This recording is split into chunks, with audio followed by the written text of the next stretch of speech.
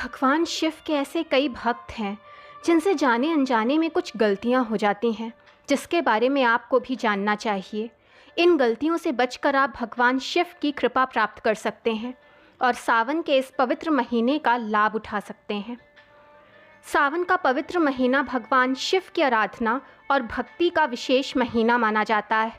इस वर्ष श्रावण मास की शुरुआत 22 जुलाई 2024 से शुरू होकर 19 अगस्त 2024 को समाप्त होगी, यानी इस साल का सावन 29 दिनों के लिए रहेगा।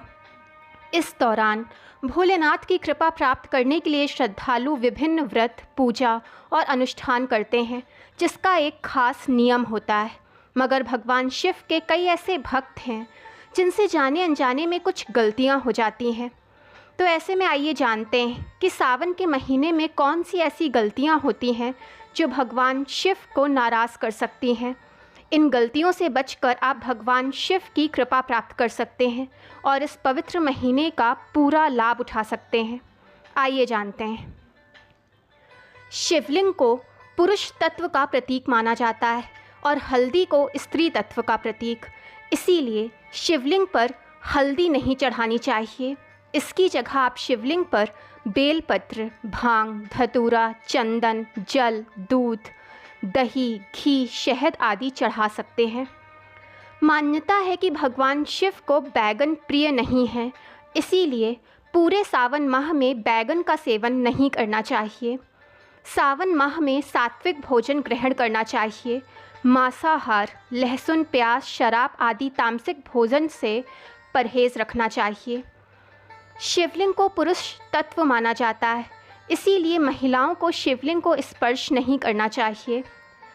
पौराणिक कथा अनुसार केतकी के पुष्प को महादेव ने श्राप दिया था, इसीलिए उनकी पूजा में केतकी का पुष्प वर्जित होता है।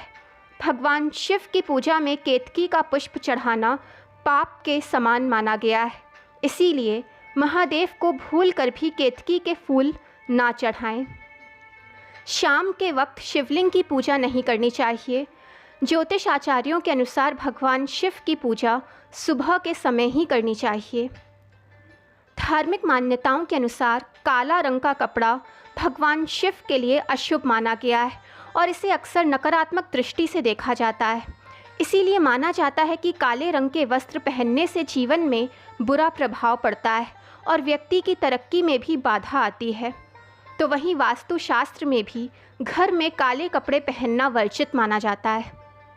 महादेव की पूजा के बाद अगर आप किसी को भी अपशब्द कहते हैं तो इससे पूजा का शुभ फल प्राप्त नहीं होता। ऐसी भक्ति कभी भी फलित नहीं होती।